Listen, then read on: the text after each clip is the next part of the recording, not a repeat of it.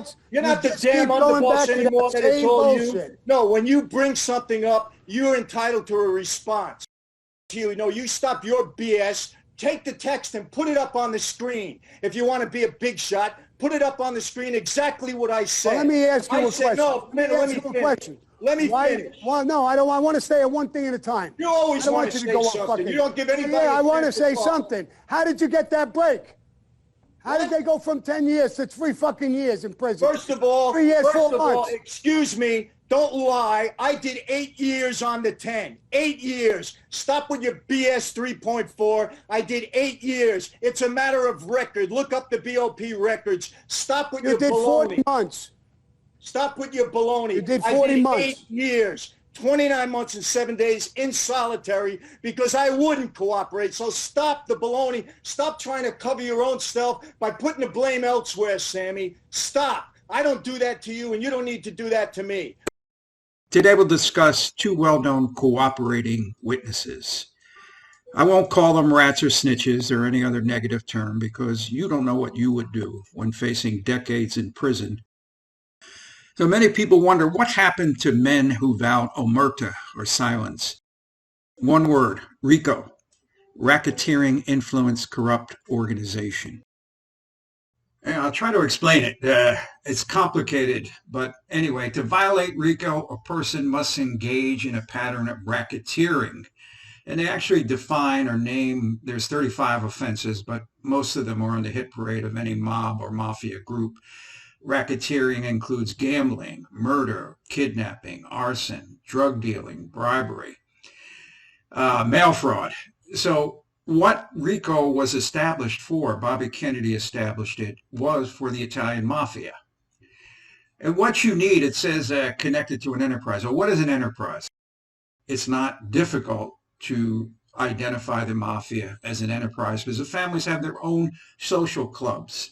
They have people that bookmake for them. They have snitches that will identify people in that enterprise, in that mafia enterprise. So establishing an enterprise is not a bad or a hard thing to do. So the main thing is that RICO, what it does, it cuts off the head of the snake. Before RICO, say John Gotti had a hijacking crew, or say a boss had a hijacking crew.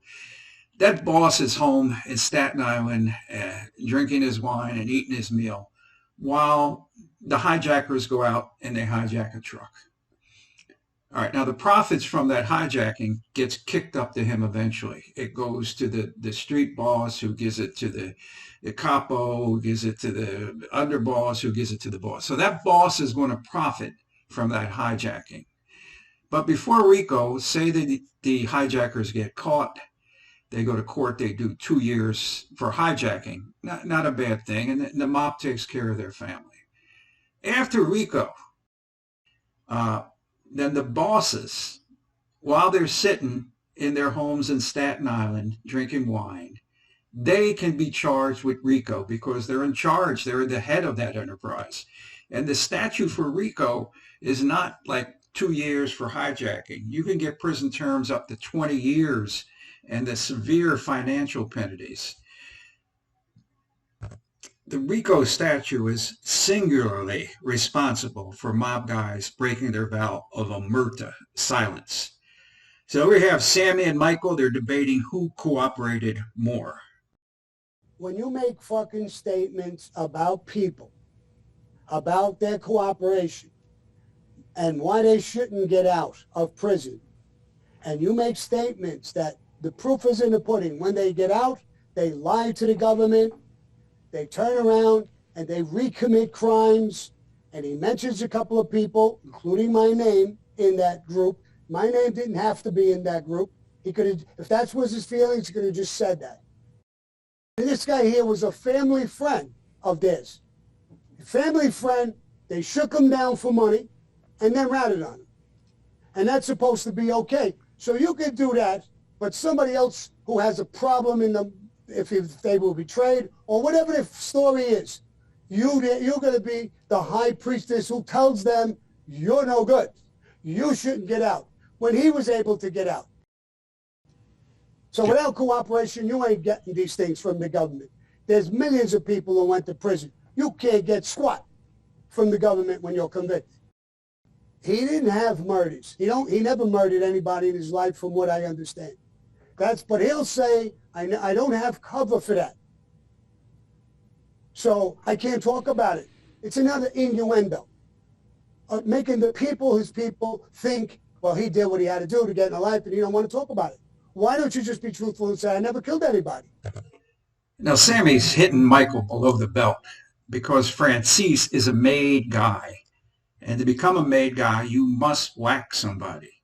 So basically, Sammy's saying, you're not really made. It's equivalent to calling your mother a name. John Gotti Jr. is not my fucking friend. He's going to do this thing, Wet Sec Mafia, and he's going to badmouth people. Now, I'm going to give you and your whole audience and Micheal, guess who the fuck he's going to hurt the most or come after the most? It'll probably be me. And he's congratulating him on his project. And there's a guy, another made guy, ratting on everybody and his mother. First of all, I don't know who these 40 or 50 people are, number one. Number two,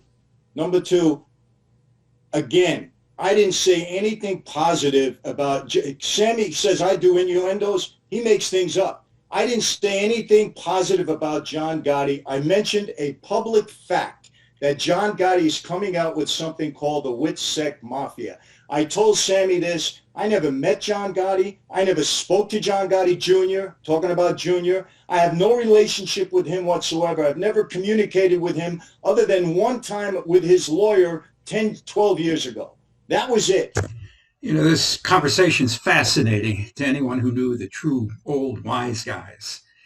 Now, these new guys, they all have podcasts and write magazine stories.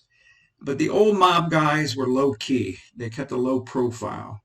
They lived in modest row homes. They got up in the morning and went to some sham job and drove a Chevy.